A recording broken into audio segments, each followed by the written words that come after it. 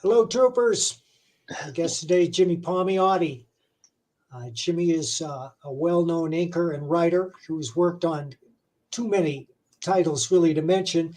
But among the artists he's inked are Doug Mahnke and Paul Galassi, who are probably two of the more challenging pencilers you could ever ask to ink. And Jimmy did a brilliant job. He also formed Event Comics with Joe Quesada. He's been active in the comic field continuously since entering in 1991. He's the creator of Painkiller Jane, which was a successful TV show and will probably be a movie now. And he has his own podcast.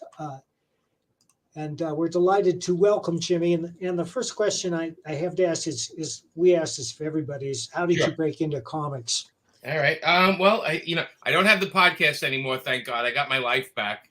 We're burdened with it now. I used to do it, and then I was like, oh, wait a minute, I have to be at this one place every week at the same exact time.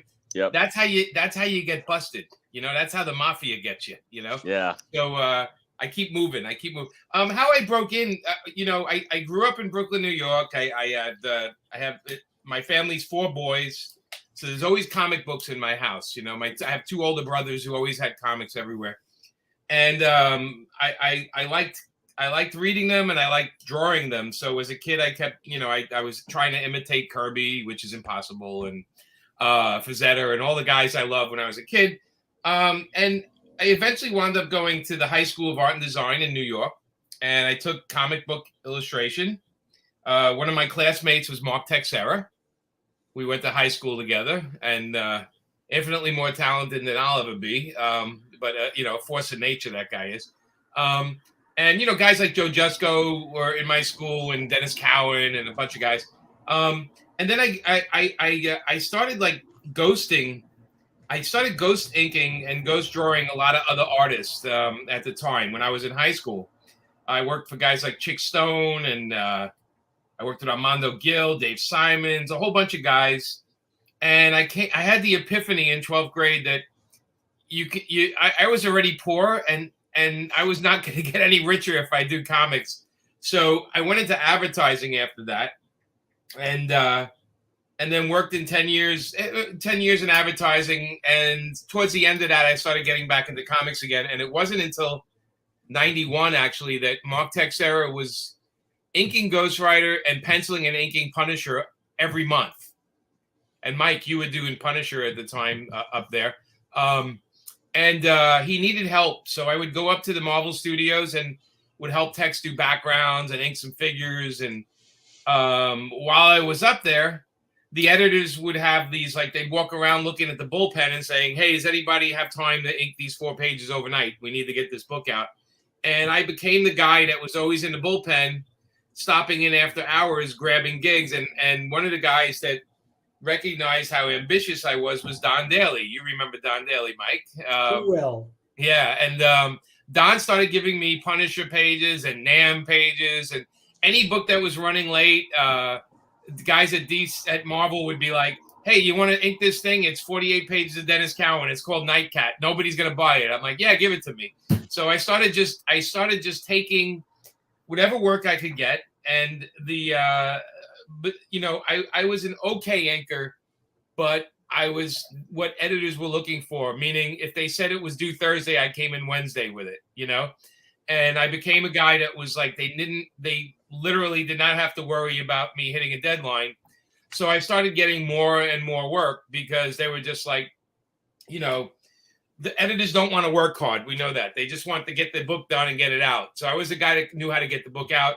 I think it was my background in advertising that helped me understand deadlines. And then, and eventually I started picking up some good books and, doing some Punisher and inking a whole bunch of stuff. I think I've inked over 1,000 comics at Marvel.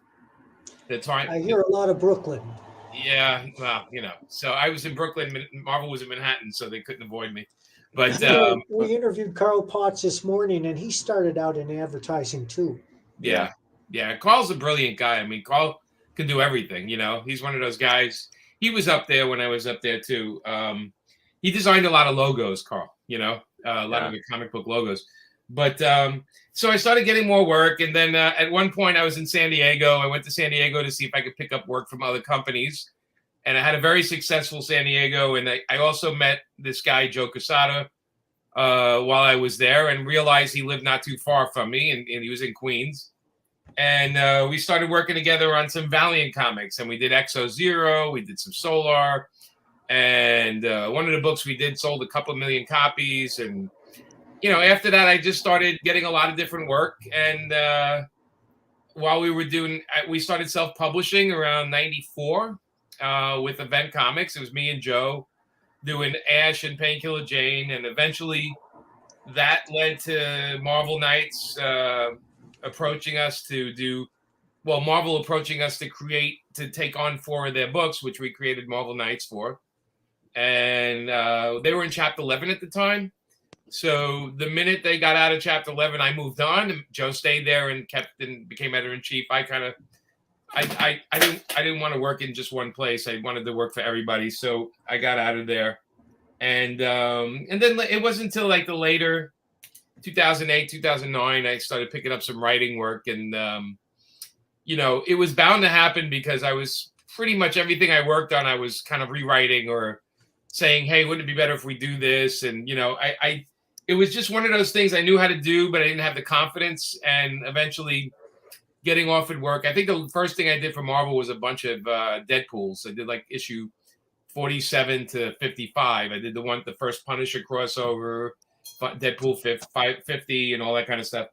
But the writing I started getting more work writing, and the inking work I was getting at the time was me fixing guys, like them sending me a book and saying, can you redraw this and can you redraw that? And I just didn't want to work that hard at that point. So I was like, you know what, I'm going to back off from the inking and just do the writing. And then, at the same time, I started self-publishing my own stuff with paper films. So that's pretty much what I've been doing for the past 30 years right there. It's a condensed version.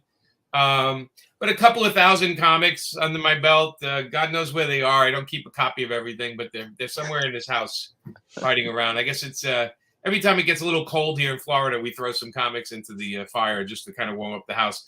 But I'm not a person that likes to look backwards, guys. Like, I don't want to look at my old books I did. I feel like I look at the inking and I'm like, God, give me a brush. Let me just fix that forehead, I feel the same way. Yeah, and you mentioned Doug Mankey and Paul Galassi, right? So yeah, so Paul Galassi, I've been a fan of Paul forever. Like, he was like the Strenko that worked, that got a lot of books out, That's like true. Jim, like, picked and choose what he did, where Paul was knocking out monthly books, Master of Kung Fu and all these other books. So, it was sort of like my dream to ink Paul. And when I started working with him, it was like I just won the lottery. And I remember when I started inking Doug Mankey, it was for a book called X for Dark Horse. And I thought, oh my God, this guy should just ink himself. It's like crazy stuff, I look at it now and I realize I probably spent more time doing the bricks in the background than the actual figure on Doug's stuff, because Doug was also trying to figure it out back then. But those were two guys that, they're just like, they're like, look, I'm in the business, but I'm a huge fan of other people, and that's never going to go away. And, so I look at their work and, I think Paul's like semi-retired. I think Paul's just. You mean retired? Yeah. Well, I mean, he does something once in a while. He'll do something, but yeah. Like a recreation or something like that. And I love Doug. Doug is doing animation on his Instagram, which I love. Doug's just he's a force of nature. His work is as muscular as he is. But Galassi is the cover story on the latest issue of Comic Book Collector. Oh, is it? Okay. Yeah, a long, big article about him with lots of illustrations. Oh, that's good. I got to pick that up. Nobody ever interviews me about Paul. I have the greatest stories, and I'm like, why doesn't these guys interview me about Paul? I know so much. Well, let me ask you, give us a Paul Galassi story. All right. Well, when it's a Paul Galassi. Oh God, there's so many. One time we were working on a book called Time Bomb together, and we decided we're going to meet in Vegas. We're going to hang out and meet in Vegas. And you know, Paul is, you would think he was born in Vegas if you met him. Like he's I have met him several times. Yeah. So he's like, and we met in Vegas and you know, the whole 9 yards, you know, jackets and ties. And we went out, we would drink and flirting with the ladies and just how you would expect Paul to do. But then I remember the next day we were like, you know, washed out, you know, we were like, okay. And we went to, and the hotel had one of those, there's like, what do you call it? Like, it's not a pool. It's like a lazy river they had in the, nice. yeah. And I remember Paul and I like found the float. We was just so tired from the night before. We were sitting there in these floats in the water. And I was like, you know, in my head, I'm like, this is the guy I've been like a big fan of for a million years. Here, we're both in our bathing suits floating around a lazy river in the back of a casino. And then he pushes me on the float. He pushes me away. And I said, what's the matter? And he goes, I just peed in the water. So you want to be upstream from that. What a charming story.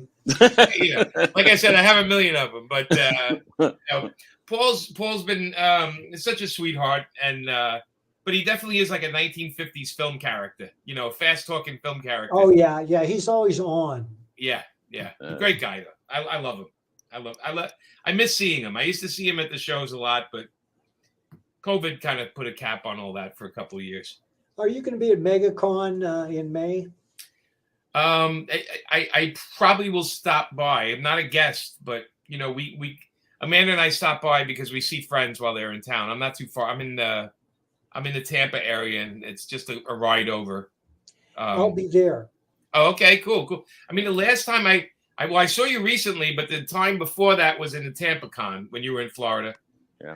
But I just saw you. I'm trying to think of the con because I did a couple last year. I might have been in the casino in Connecticut. Did you do that one? I did that about 3 years ago. 3 years ago. Okay. Yeah. You know, time is like folding. I don't know what's going on. Yeah. Well, let's hook up. All right. Have a drink. Well, speaking of Amanda, Mike and I were trying to figure out if you guys met doing comics or if that was something else. There was a Marvel editor called Hildy. Her name was Hildy Mesnick. Lovely lady. She called me up like in 1993 and said, I got some work for you if you want to come pick it up. And it's from this girl artist named Amanda Connor. Mike's getting killed. When I say Amanda's name, the dogs are always barking. Yeah. Anyway, so I went up to Marvel and Hildy's in the office with this really good looking girl. And he's like, yeah, this is Amanda. You're going to be inking her covers. And I was like, okay. And then I noticed a ring on her finger. She was married back then. So I was like, okay, whatever. I said, how many women are in comics back then? I think there was like 3, and so we met doing that. And they kept giving her stuff like Barbie and Gargoyles and Lion King and everything. And we had lunch one day and she's like, people only think I can do this stuff. I can do anything. And I was like, all right. And I went over to this guy, Johnny Reingold up at Harris Publishing. And I said, I got a new artist for you for Vampirella. And it's a woman. And he's like, you sure she can do it? I'm like, she can do it. And so that's when Amanda started going more mainstream with her work because she started doing Vampirella and people saw she could draw women. And the rest is history. But we met there. We were friends for years, and she was part of the group that hung out in New York. And then her marriage went south, but we were good friends. And then mine went south. And it just, one day we looked at each other and went, oh, okay. I mean, I always liked her. But, when somebody's married, you kind of like, say, you kind of just like, okay, it's like, that's somebody else's drama, and I'm staying away from that. But it was good timing, and we've been together ever since. That's many, many years. She's my secret weapon. If I write anything too crazy, she draws it, and then nobody picks on me. So it's fantastic. Yeah, I was gonna wonder how that dynamic went with you actually writing stuff that she was drawing.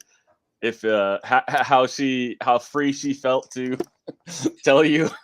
she's an amazing storyteller, right? So Yeah. whatever she tells me, I listen because it's usually Yeah. a better. She's really thinking about it. Amanda's one of those, and Mike knows this too. One of those people that they're so in the world they're drawing that there's details in there that only could be there. Like we didn't write it, but there's Right. details in those panels that are environmental to the story that is so key that we don't even think about. And certain artists are able to do that, and certain artists just do exactly what you write, you know, Right, and nothing right. more. She's what they call, I think Joe, I think it was Joe Kubik called it, she would add a lot of chicken fat to a panel. Yeah. Meaning if there was something going on, people in the background were reacting, and there were people in the foreground, and there were animals reacting, and he called it chicken fat, a little extra. It's probably a Mad Magazine thing, you know, like Jack Davis and Wally Wood that always have people in the background doing stuff. But that's Amanda. And we started, I mean, I think we hit like a stride when we started doing Power Girl together. And that's when people started noticing her a lot more. And, you know, her and Darwin Cook used to live right near us here in Florida. So her and Darwin were like brother and sister. So those two, it made sense that they both worked on Watchmen books together because it was like something they can do over coffee and drinks, you know. Is there any chance of Amanda making a cameo here today? She's not here. She's at the. That's why I said today she might not see it because she's at the doctor's office. So I don't know what time she's getting out. If she magically appears in the background, then we'll pull her in. You never know what it does. You could be there an hour. You could be there 4 hours. You know, you don't know. You know, it's just that's like doctors. That's what they do. Yeah. So Jimmy, you've written comics and you've written screenplays. Yeah. Have you ever thought about doing a novel? I was offered a Harley Quinn novel from DC Comics, and then 2 weeks later, they told me that they offered it to someone else, even though I accepted it. They offered it to someone else, and they're doing it, so I no longer have the job. So that was my one offer of doing it, trying to write a book. Yeah, that was kind of, you thought when you say yes and you start and you're gonna work on a job, you got it, but nope, I didn't get it. And so I haven't had many people ask me. I've done some short story stuff, but it's not a thing. It's Mike, it would be one of those things I would worry about while I'm doing it. You know what I mean? I'd have to get like a really good editor that would tell me, you know, hey, that's not working, dude, or that's not how you'd set up. And again, it's not that I can't, not the story or anything. It's the formatting that I have to learn. Right. Because it's the idea, like the dialogue is written differently in a novel, you know, and even going from comic writing to screenplays, I actually went and took night classes in screenwriting because I was like, okay, I know what I want to write, but I have to format it a little differently. And the one difference between the script and the screenplay is we take out a lot of the direction in the screenplay because that's for the director to do. So in scripts, you say, you know, give me a bird's eye view of this house. It's dark at night. You put that in the script, everyone gets angry. And they're like, that's not your job. Yep.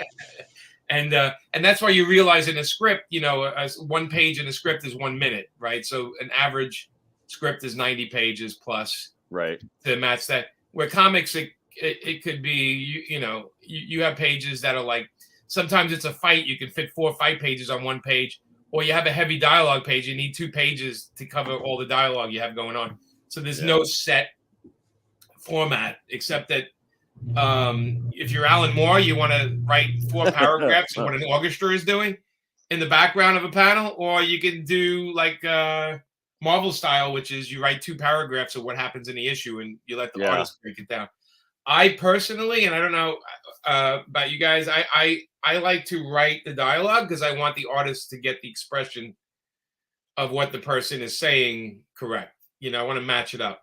I think it's essential that you give the artist the dialogue. Yeah. Yeah, but a lot of people don't. I found that out like weirdly. I was like, I drew an issue in Namor, and Bob Harris wrote it, and he sent me the script, and it was 3 paragraphs. And I was like, what is this? And he goes, well, that's what happens in the issue. And I'm like, well, what's going on? He goes, well, just draw that, and then I'll match the dialogue. And I'm like, but what are they saying? And he's like, well, you know, it's that Namor doesn't want to listen to this person. And I'm like, but at what point does he not listen? Right. And to me, I found it so hard to grab because I was like, and I realized that some people love that freedom. Some artists love that. I didn't love it. I wanted to know the time of day. You know, I almost want to create a blue line comic page that has 2 clocks on it. It says AM and PM in the corner. So at least we can know what time of day, so the colorist can figure it the hell out, you know. Oh yeah, yeah. That always goes into my scripts. Yeah, no, it's me too. As a matter of fact, I put color notes in color on my scripts because I figured the colorist sometimes is not going to read the whole thing, so he can look right at the colors. And if it's a sunrise or it's like twilight and with just a little bit of sun, I use an orange. And if it's night, I definitely go with a dark blue. And the couple of guys I use for coloring now get it now. They see it and they see my color codes and they're like, okay, you know. But I also like to put 9 a.m. or, you know, for the visual part of me is if it's noon, that means the shadows are right under you. If it's later in the day, they're long shadows. Right. Like Westerns have a lot of long shadows, you know, that kind of stuff. But, you know, that's the control freak, right?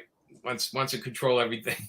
But that's the detail, and that's what you were saying about Amanda too, how she's so detail oriented. Yeah. So yeah, you guys definitely are a good match for.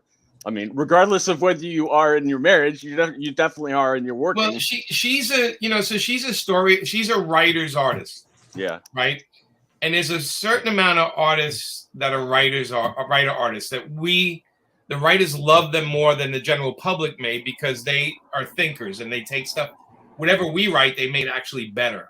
Right. And then there's guys that do exactly what you write, and you're like, yeah, it's okay. You know, it's not inspiring. It's just, you know, it's interchangeable. And we have all different kinds of artists like that, right? There's a lot of interchangeable, you know, that they do the job and it's competent, but there's some artists that make your work like raise, like just so much better than you read it on paper. Like it really is a collaboration. That like no other, and it's a small collaboration.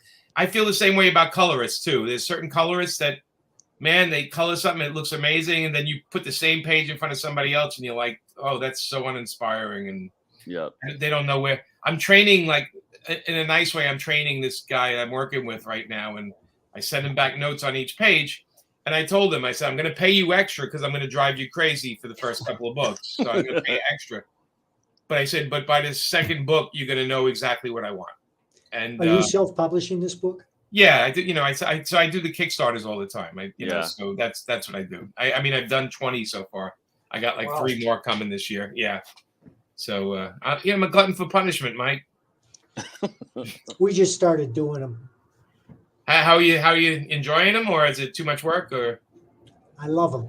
You love them. Good. Well, it's a grassroots direct interaction with the audience that likes your work. There's no bullshit. If they're not going to back it if they don't like your work, right? So right away out of the gate, you know, this is a person that says, I like what you do. Just sign. Where do I sign up? And so I've done 20 of them. And I know, like, the minute I do them, I know the first 200-300 people that back it because it's the same people every time. They keep coming back for more. And there's nothing better than that. I mean, that's the greatest pat on the back you can get, is to have steady people that believe in your work, you know? Absolutely. We had the good fortune of hooking up with a guy who's a videographer, lives in Chattanooga, who designs our campaigns and does the scut work, but he also puts together a video for the campaign. And the videos he puts together are the best videos that anybody has ever done for any kind of Kickstarter comic. I don't know if you saw the video for Florida Man. Yeah, I remember. You saw that? Man. Yeah. Yeah, it was brilliant. And did you live in Florida, Mike? Did you used to live in Florida or no? No, but I visited many times. It's not like I make it up all out of my head, although half of it I do. But right. But, you know, the reason I wrote the book is because every time I went online, there was a new Florida Man story. It just kept coming at me. And I don't pick my stories pick me. And finally I said, okay, I'll write about this guy. Yeah, no. Amanda and I, you know, when they gave us Starfire, we put her in Key West. And because we've been there a million times, and I was like, I'm just tired of every book being in New York Metropolis or you know, and I'm like, and I put it in Key West, and everybody was like, oh, that makes complete sense. Well, we did the same thing with Harley Quinn, right? When Amanda and I took over Harley Quinn, we put her in Coney Island.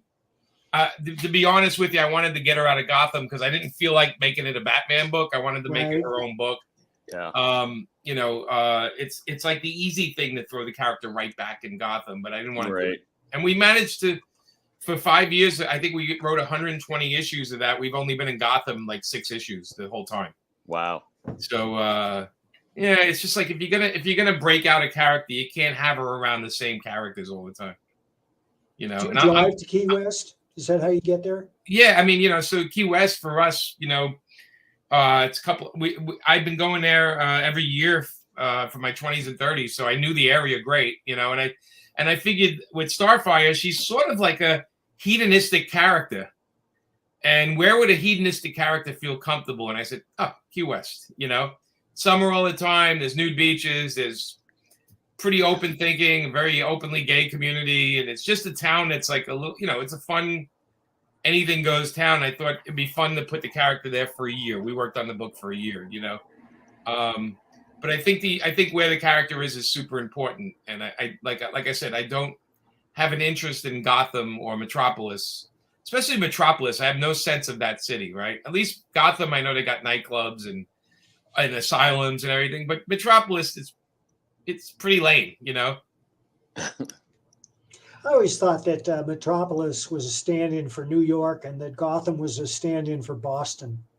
Yeah, I mean, people say Gotham, Chicago, Boston. Yeah. Yeah, the thing is, we have these cities, so you can put them in the books. I mean, they're Right. Chicago and New York exist in the DC books, so it's it's kind of interesting because at one point they told me Gotham compared to New York is in New Jersey, South Jersey. Oh, yeah. And I was like, oh, that's interesting. That's kind of because that's the bridge and tunnel crowd coming into Manhattan right there. So the Gotham crowd. But but anyway, it's probably why I related more to Marvel Comics because it took place in Midtown Manhattan. And when we did Harley, we had a map of Brooklyn that we referenced where she lived and where she was going, and everything was accurate. It grounded the character for Amanda and I that she was in a real place. So we used real neighborhoods from the tri-state area for a lot of her stories, and just to kind of help us, when you know the environment, it's easier to write the story somewhat. That's why I said Florida Man. If you, I'm in Florida too. So. Oh, are you? Where are you? I'm up in Spring Hill now. Oh, Spring Hill. All right, man. Yeah. We actually, I was actually going to tell you. I don't know if you saw it in the news. I mean, it's almost as weird as a lot of the Florida Man stuff, but we actually just had. It was in the news last week. We had a guy call the cops. Because he wanted them to check his meth because he thought it was fake. I saw that. Did you see that? Yeah, I know Mike follows all the Florida news. I love it. There's a site called FloridaMan.com which gathers every news story together, and there are thousands and thousands of them by now. I'll tell you, I was at one point. I think I was in Sweden, and we were watching the news, and couldn't understand what they were saying. But the town I was in made the news because I guess somebody left one of the doors open in the bar and an alligator walked into the bar. And we started laughing because I'm like, oh, that's our bar we hang out in. It made the news overseas. And I'm like, that sounds like an alligator walks into a bar. Right, right, exactly. And they would say people ran out the other door and then other people just sat at their chair. And I'm like, well, it'll pass. Yeah. We have one alligator that man and I go for a walk, and she named him Alligator, and he's a big fella. So we kind of keep our distance, but the tourists run up to him with cameras all the time, and they don't understand how fast those things are. Oh yeah. And I just go, as nice as I can. I'm like, you might not want to do that because to him, you all look like a chicken parts. Oh yeah, and they don't realize how fast they can climb and stuff too. Yeah. It's You see that, and it gets very scary very quick. I love them. I respect them, and I like animals. Like I prefer the animals over the people, to be honest. So I kind of give them their space, but people think that they're Instagram setups for them, and right. They'll learn. Every time I hear somebody got attacked from an alligator, I always go, they probably were dangling their feet in front of it or probably had a camera. And usually that's the case. Yeah. But so where are you? I don't know what other. Although you can share on here, what other Kickstarters you have coming up. So the next one we're doing is a sketchbook for Amanda, which we haven't done yet, and that's going to be her naughty art, like stuff like TNA books and illustrations and covers she's done. She does a lot of I want to say Betty Page like illustrations, although it's not Betty Page, but it's a lot of stuff over the years she's done, and she's putting together the book with John J. Hill, and that's the first art book we've done for Kickstarter, because all the other ones are usually graphic novels that I've done. So this one's an art book. She wanted to do it, and we think it'll do pretty well. She has an audience, so I'm sure it will. Yeah, and we're having a fun time putting it together, and we'll create some levels, some sketch levels and some stuff like that. But that's probably the next one. We have we're heading out to we got a show in Brussels in a couple of weeks, so we're going to go overseas and say hi to those people over there. Maybe go to Poland and fight in the Ukraine if we have nothing else to do. I would advise you to stay away. Yeah, well, we are. We're gonna stay a little bit away. We'll see how things go over there, but we'll be in Brussels and Paris, and not too close, but who knows what happens in the world. Right? Have you done anything for overseas publishers, like with Italy or France or anything like that? I did. I did something. I did a book for an Italian publisher about a family of vampires that I wrote, and I didn't see it till like 7 years later. I was in, and somebody gave me one to sign. Yeah, they kind of, they pay it and they disappear. Yep. I've had a lot of stuff translated. Yeah. So when we did Harley, it was translated everywhere, but my own stuff through Paper Films, I've had, we've had the book, like The Pro, published in every language, and Painkiller Jane's in like a bunch of languages. And, I have a rep that goes around and sells it overseas. The thing about overseas sales is you don't make much money, but you do want the books to get out there. So you're happy that they get out there, but it's honestly, at the end of the day, the money you make on it pays for the guy that's handling it and some minor stuff. It's not a money-making thing unless you have a monster hit. But I don't have monster hits. I have tiny little critter hits, and that's okay. It's okay by me. Yeah, it's still. I mean, I like a lot of the stuff that. I mean, I like a lot of different styles, but yeah, especially like in Italy and France, there's a lot of really good comics and stuff, and fans that really, they really love it. And then the fans know American comics pretty well. Yeah, and they treat us like with a ton of respect. When we go over there, we're treated a lot better than the cons here treat us, because it's a noticeable difference. Like, you do a con here and they have the green room and it has like bottles of water and a melted half water, half ice garbage bin. And then you have a sweaty, cold cut sandwich in a box. And there's a separate green room for the actors. Right. A separate one for the actors and the cosplayers and the voice actors. Have the second green room with a cook. Yeah. That's making hot food. And so I don't really do the cons that separate the people, and that's why you'll notice there's a lot of shows I'm not at that are big shows, because I won't go back until they treat the comic people the same. So I make it very vocal, and Amanda makes it very vocal that we do not. This also means we don't do a lot of the big cons because they don't really, but my thing is, if you want to start doing a class system with your talent, we're not interested in doing a show for you. And so we hang true to that. And that makes us do a lot of smaller shows where they treat everybody great, and they have more at stake.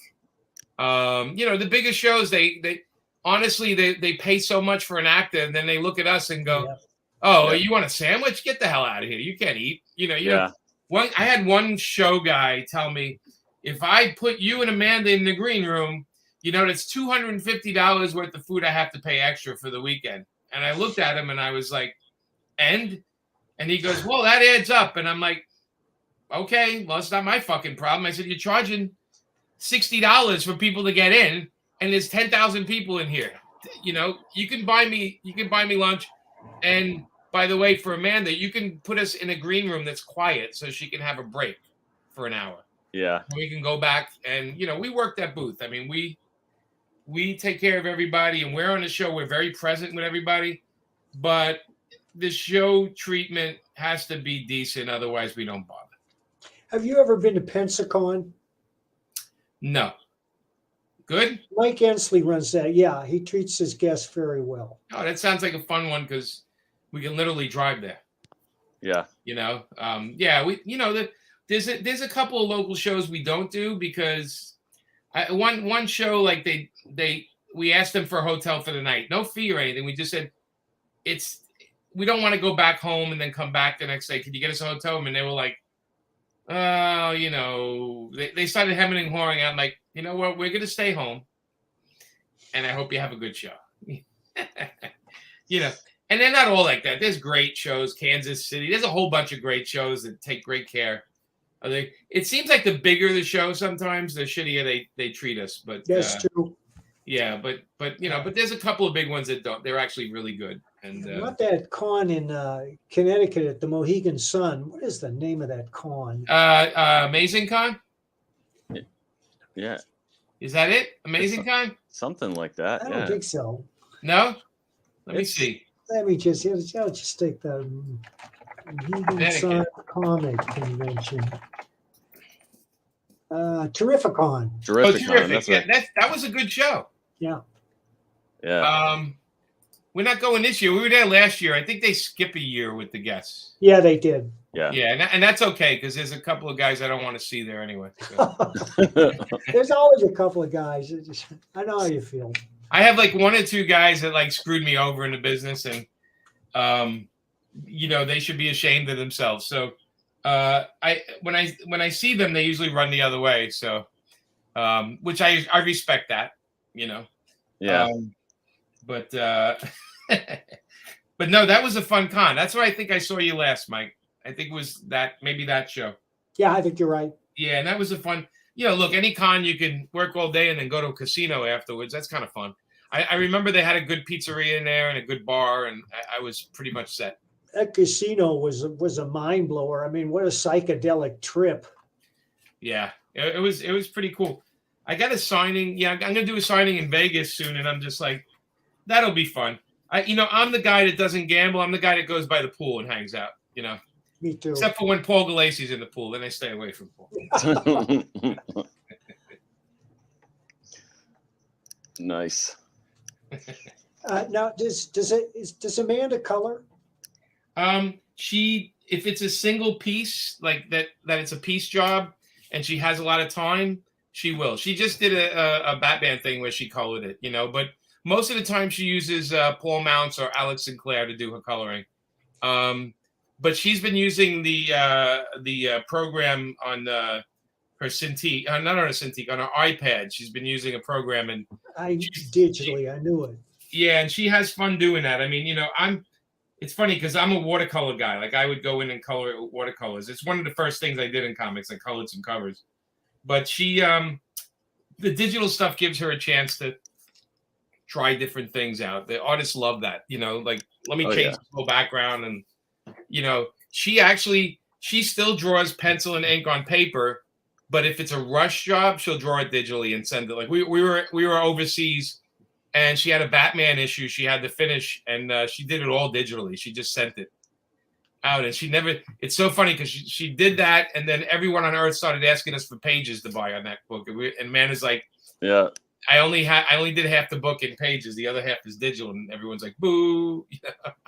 I was gonna say that's a good thing for the fact that she likes to do that is good for Kickstarter and stuff to have those pages available. I have because Amanda and I don't have like the time to go sell the art a lot, right? So we have a lot of her artwork. We sell pieces here and there, or we'll have some crazy person say, "Hey, that cover she did, I'll give you this crazy amount," and we're like, "Here you go,"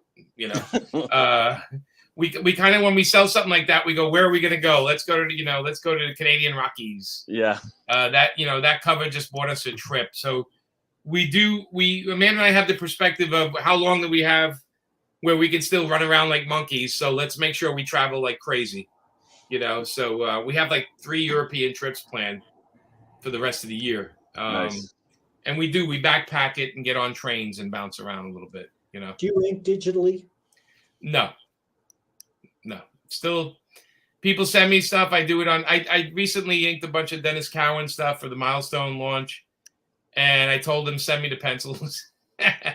You know, I don't think he's used to that, but I said you can send me blue lines, or send me the pencil. He sent me the actual pencils, and I'm like, dude, I need the grit. I need to feel the grit of the page, and you know, I'm really good with a brush, like an actual brush, and it's kind of a lost art, you know, that kind of stuff. I grew up copying like Frank Frazetta and Jack Davis of all things. So I kind of feel like, you know, I've earned this respect with this brush.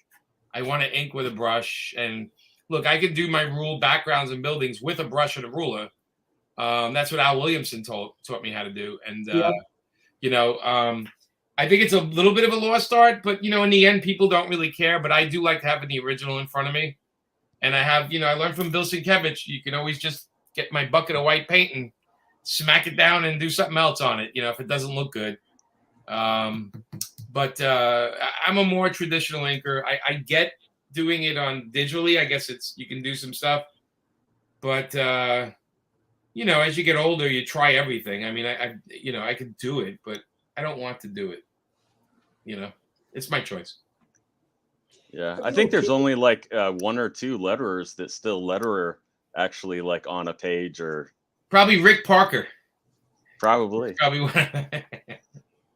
There's I mean, I love hand lettering on a page because it used to be when it was penciled, then it would get lettered, and then I would ink it. And all those word balloons make less inking for me, you know, because they covered up some backgrounds with buildings. I was like, oh, thank God it has a word balloon. That's true. That's true. You know? Yeah. So Steve Rude still hand letters everything. Yeah. Well, Steve is his own enigma, right? Steve is, you know, Steve does things wrapped inside an enigma. I tell you, I got to tell you, like as an art collector, like I have some Steve stuff, originals and stuff. I know you have plenty, Mike.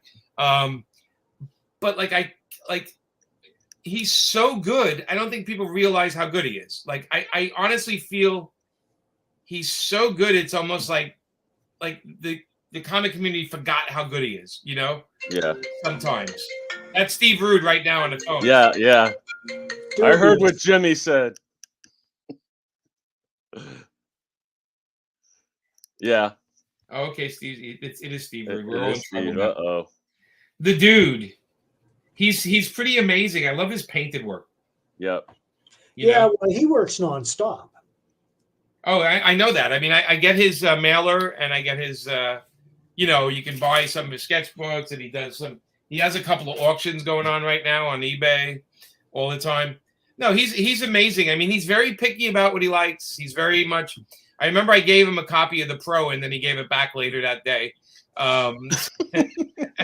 Which I was not insulted. I told him beforehand. I said, you might find some of this a little adult, Steve, you know. But I've always liked his work, and I don't know him like you guys do, but very respectful. I love his. I think he's brilliant. I think he's like the 1950s, the best of the 1950s art, smashed with like some Fleischer kind of animations and stuff, and he's like this real. So talented. I do love his painting more than anything. I love when he goes full on painting. Yep. You know, I don't even know what he does right now. He does random stuff every once in a while. I see him, you know. Well, he's finishing up this magnum opus, which is based on Nexus, called Thune World, which he wrote himself about 15 years ago. He decided I didn't know how to write, and that from then on he would write all his own material. And he's published quite a bit of stuff. Let me see if I can show you this one thing here. Do I have it? You know, who's a fan of your work, Mike? Like a huge fan? My younger brother, Pete. Oh, we're Facebook friends. Oh, you are? Yeah, he loves your work. He's, you know, he had all your Nexus, everything he did. There you go. That Steve wrote it? Yeah. Is that the one that he rewrote? Yeah. So you guys created the character together, though, right? Or, yes. Now they both are allowed to do what they want with it. Oh, so They're both pursuing separate Nexus projects. So you write some new Nexus then, Mike? Is that what you do? Yeah, the latest thing we had come out was illustrated by Kelsey Shannon. Oh, Kelsey's great. Yeah, he's terrific, and he's working on 2 more issues, and we're going to kickstart that later in the year. It's going to be a 60-page graphic novel that I wrote. The first issue was published. I'd be happy to send it to you if you're interested. Oh no, I'll buy it. I'll pick. My office is in a comic store, so I can order things. You can't buy it. Why not? Because it was only available as an add-on for a Kickstarter. Well, if are you gonna have it available on the new Kickstarter? Possibly, yeah. I think if we can get enough copies of it. Yeah, look, you can create a tier that only has 20 copies. I'll back it. Yeah. So do you guys still get along, or are you just doing your own things, or? Well, not currently. Okay. He's, like I said, I mean, you guys have a lot of history and everything. He's very you guys are completely different people. So yeah. I will say that. And that's what creative people do sometimes. Sometimes it's just too much creativity. It goes boom, I also have 2 Nexus graphic novels that Dark Horse will publish next year. One was illustrated by Richard Bonk, and Kelsey's doing the second one. Oh, okay. And this is different from the massive graphic novel that Kelsey's working on right now. Oh, okay. I have a Nexus page. Garcia Lopez. That's page. rare. Wow. We're trying to get the rights to reprint that, to do that as an add-on. Mike Mignola did an issue too, and we'd love to reprint those and do those as add-ons to this Kelsey Shannon epic. I have the page with the big party going on. It's a splash page, and the girls on the swing, and everything's going on. I have that page. Right. Does he live in Florida? I don't think so. I don't know where Garcia lives. I don't know. I thought California, but maybe I'm wrong. I don't know. There's a lot of old timers here in Florida. Yeah. Does Jose Delbo live in Florida? Do you know? He does. He lives down in Miami. He's the sweetest guy, Jose. I know. I've met him. He sure launched something when he started the NFT craze. Oh, he used to be one of Amanda's teachers at the Cubit School, Jose. Oh, wow. And so every time we see him, they go off and they talk for an hour because he's so proud of her, and they talk about horses because Jose knows how to draw horses. Horses. And, he's really good at his horses. But yeah, his thing with the NFT definitely shook up DC. That's for sure.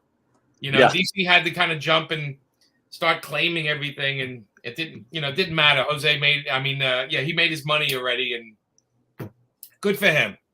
In his 80s, he deserves a bucket of money, as I like to say. Are you guys familiar with a fantasy writer named Brandon Sanderson? No, that doesn't sound. He had 3 unpublished novels, and 2 weeks ago, he launched them as a Kickstarter, and so far he's raised $25 million.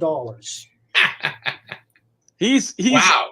Yeah, he's actually been, as far as newer fantasy writers, he's been like the #1 fantasy writer. Obviously. He actually finished the Wheel of Time series. Oh, okay, yeah, okay, that's where I know his work. Okay. Yeah. So $25 million. Yeah. Yeah, it's the highest amount ever raised on a Kickstarter. Fantastic. Jeff, did you read? Have you read Brandon's books? No, I've read some of them. Yeah.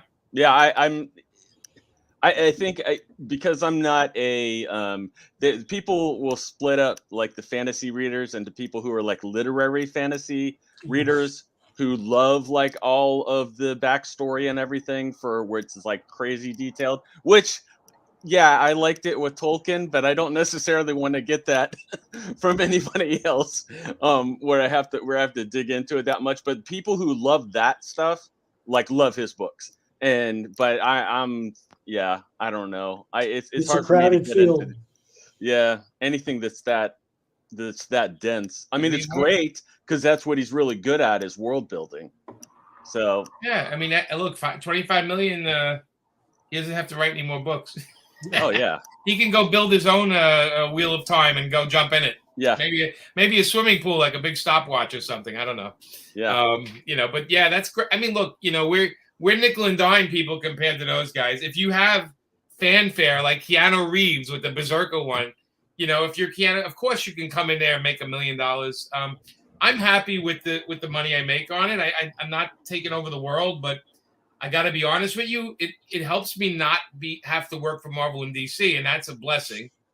Because, you know, although I like the people up there and everything, in the end, it's like, you know, you work there 30 years and one afternoon, it's like, oh, who are you? You know, so it's like, you know, that kind of, the job security there is like jumping out of a plane without a parachute, you know? Sure. So I like being self-dependent, and if a job comes my way and it's interesting, I like being able to say yes or no to it, you know?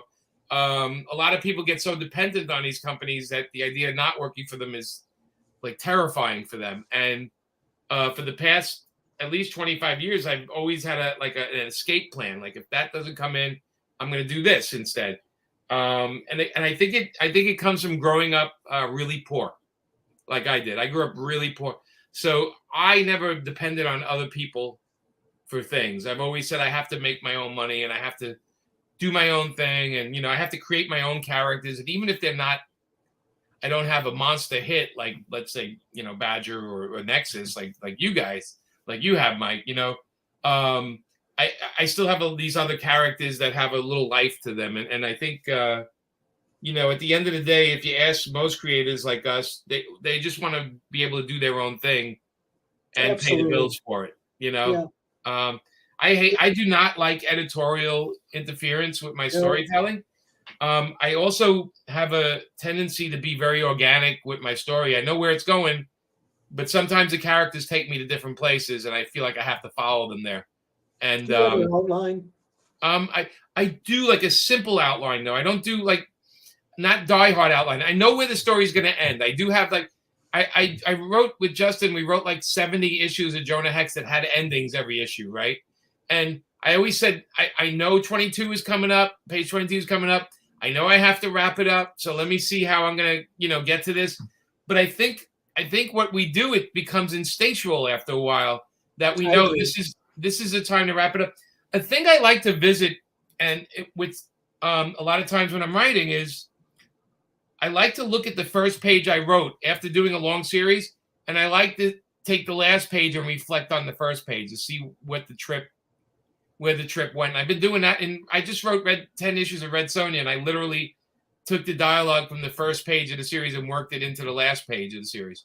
You know, who will notice that? Probably no one will notice it, but for me, it's a little bit of closure. You know, and I don't know if you have this when you're writing something, and it's the last issue, and you know you're not going to come back to it. You kind of like it tears at you a little bit because you spend so much time in that world with these characters. Is Amanda illustrating that?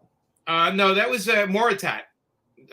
You know, Justin drew it, and Amanda's co-writing with me on it, but we, you know, you feel like connected with these characters. I remember when we left Harley, we did all these supporting characters for Harley, and I felt like I wish I could have taken them with me. You know, like I hated that I created all these for them, and they have them.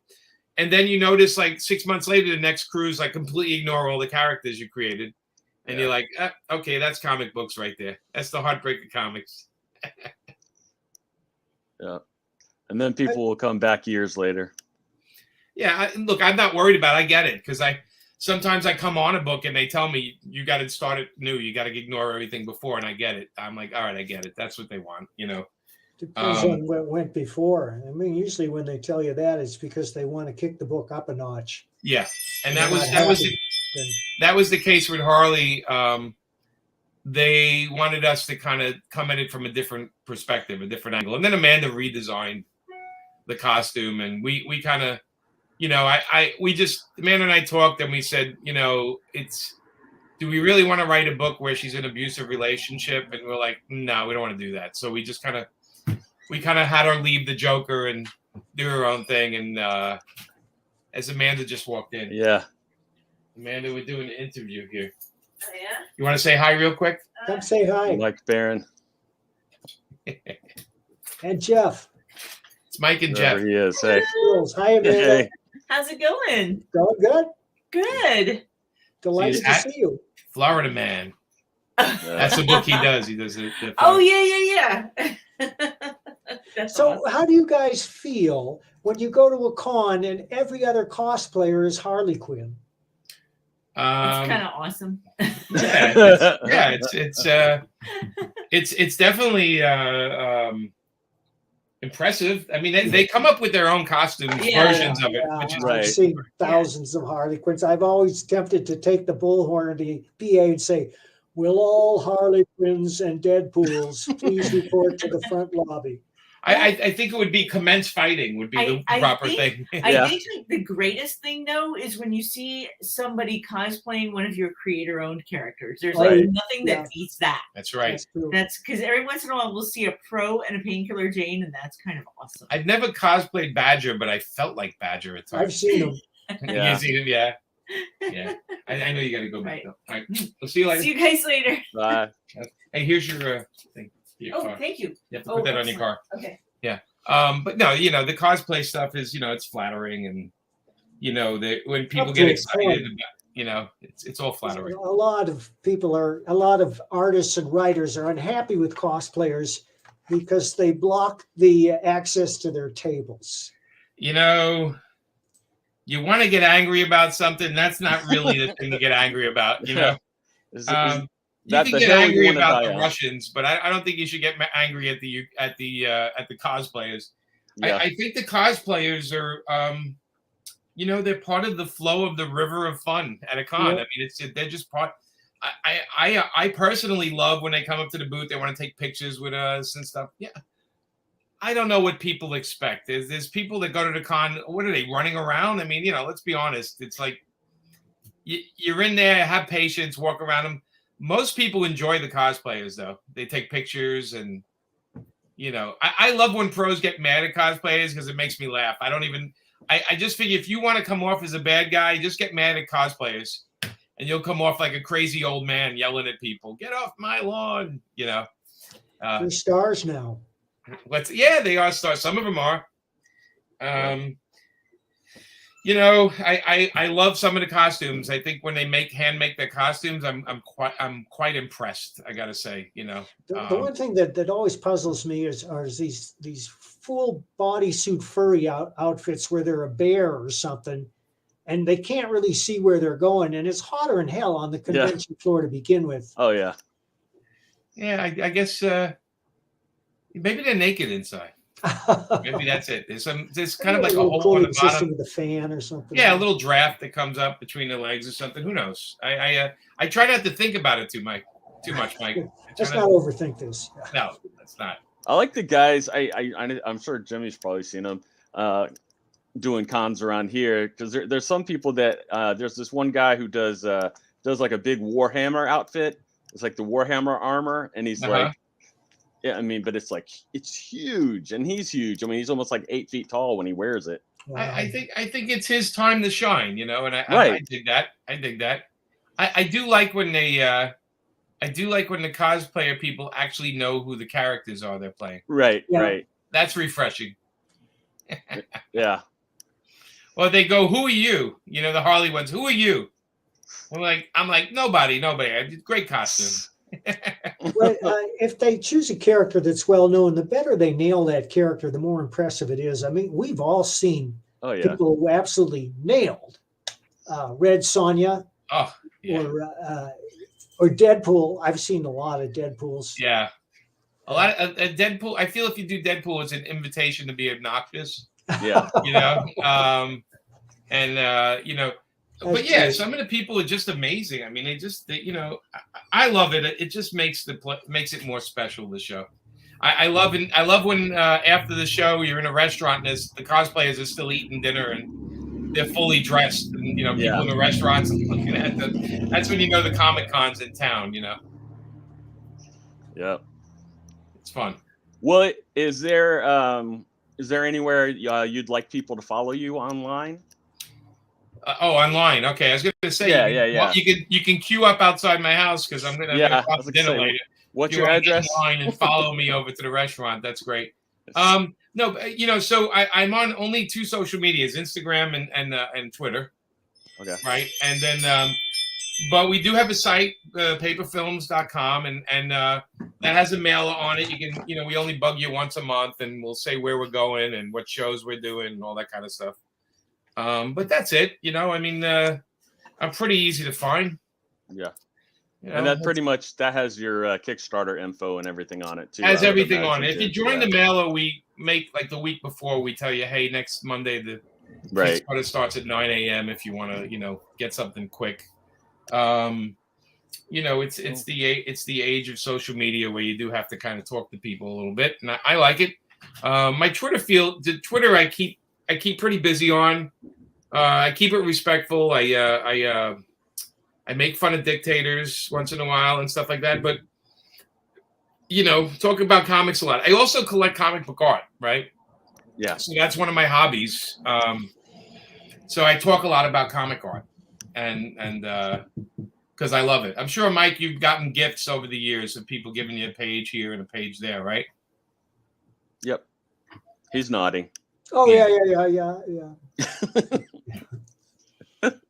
Yeah, I mean that's the greatest part when you're a writer is somebody gives you a page from the book. It's like, I have boxes and boxes of it that I've collected over. There's not so much lately because I haven't really been active in comics until quite recently when this whole thing started up again. And then we're on the outside looking in. We're not part of any established publisher or anything, right? With these crowdfunders and so forth.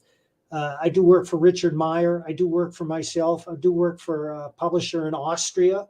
Oh, okay. I'm doing work for these independent guys. A guy wants to revive Cobalt Blue. I don't know if you remember Cobalt Blue. Yeah, man. Yeah. So I've written a new script for that, and I'm pretty excited about that because he wanted to give it a cosmic spin like Silver Surfer or Nexus, and it was right up my alley, And, right. And Mike Gustovich is going to illustrate that. Oh, Mike's great. Mike is. I remember Mike had like just the right amount of Neil Adams in his work. He's really good. It's funny because I ran at one of the last shows. I ran into Don McGregor, and I love that book Saber he did with Paul Galassi. Remember that book? That's featured prominently in that comic book reader. I'll send you. Is it okay? Because I have 3 pages of that book. Nice. You mean the Sable book? Yeah, the Saber book. I have 3 pages by Paul where he inked himself. Right, he inked himself on that book. It's beautiful. I got these great pages from that book, and I remember I bought them, and I thought it was so much money at the time. I bought them for $150 each. Right. And I thought it was going to bankrupt me. Yeah, it was a good deal. But back then I bought. That was the same month I was buying Hellboy covers for $200 each. So.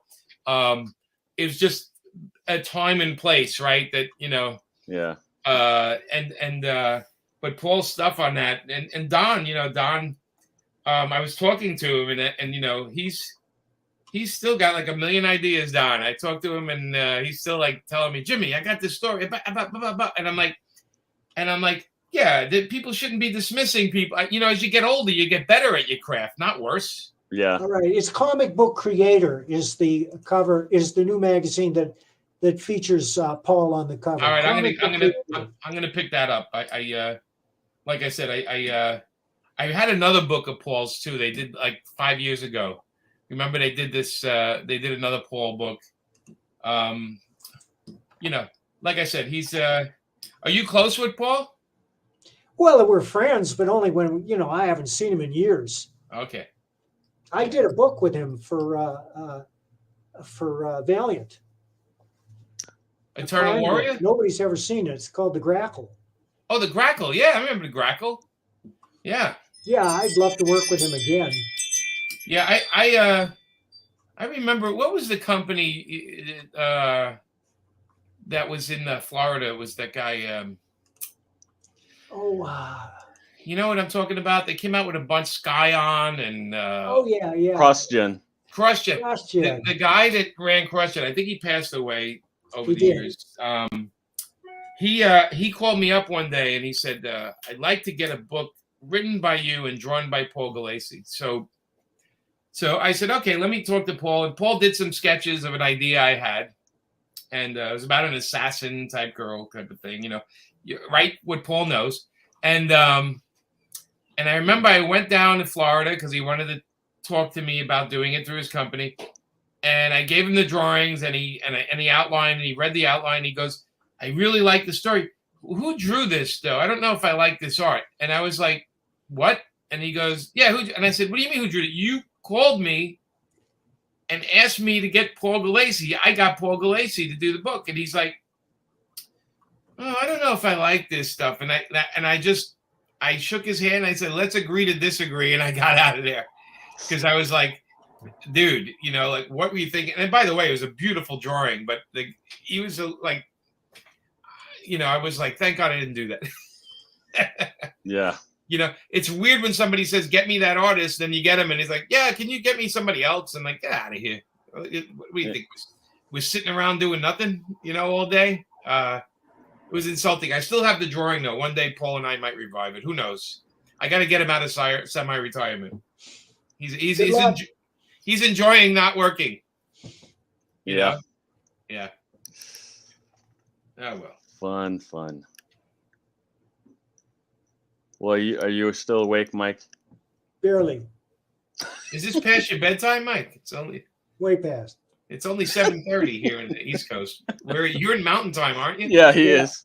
So is it 6:30 over there? What the hell? 5:30. 5:30. Grandpa, did you have supper yet? I can't remember. Somebody get him his meds. Oh, it's funny because up through my 40s, I never went to bed before 2 a.m. Right. Yeah. I know there was more story, but I think it just. I know. I think he forgot the rest of the story. That's it? Well, and you're going to say 50s was what, midnight? Was we were having a lot of fun with a lot of help. Right. That's okay.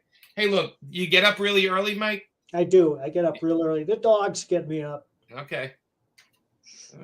All right. Well, then it balances out. Sure. You don't watch a lot of TV, Mike? Too much. I watched all these movies last week because they were free. I saw Nightmare Alley, the new one. Yeah. Have you seen it? No. Oh, it's fabulous. Oh, okay. Old Henry, which I loved. The Ray Donovan movie, which I loved. Right. And now I'm watching Joe versus Carol, which is about the Tiger King. It's a dramatization, and it's funnier in hell. It's really Is that on Amazon? I think that's on Peacock. Oh, Peacock. Right. I just saw an ad for that. Did you try Ms. Maisel? Have you tried that? I don't know if I can get that. We have the streaming services. I get Netflix and a bunch of others, but I don't think I get. They don't have Prime. Oh, you don't have Amazon Prime? Okay. All right. How about on Netflix? Did you watch Ozark? Yeah, I wasn't crazy about Ozarks. Jimmy, it just seemed like, let's do something like Breaking Bad, only in the Ozarks. I did like Breaking Bad, though. Yeah, I love Breaking Bad. Breaking Bad is a masterpiece. Yeah, it is. Yeah, we try a lot of different things. We watched that one on Netflix where the girl's faking her way through society. Oh, we're watching that right now. Inventing Anna. It's terrific. Yeah, Inventing Anna. It's pretty good. Yeah, it's pretty good. The girl's terrific in it. Yeah. Then she's from Ozark, right? She's the blonde on Ozark. I didn't know that. Yeah. I can't place her accent. It's like she invented that accent. If you go on YouTube, they have the real girl talking, and it's sort of a cartoonish version of it, but it kind of works that she's a little weird like that, It's a really interesting show, though. I love that kind of stuff. Yeah. I'm just glad it doesn't happen to me. That's all. Did you see Queen's Gambit? Yes. Oh, that was brilliant.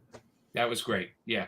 Hey, every once in a while they knock it out of the park. It's not every time. And, no. But there's so many channels with so much stuff on them. It's just like there's always something to watch. Well, I think COVID really amplified how important TV was for people. That's true. Because they were home and they either reading, and comic sales went up, and even back issues. My friend's store, back issues are insane right now.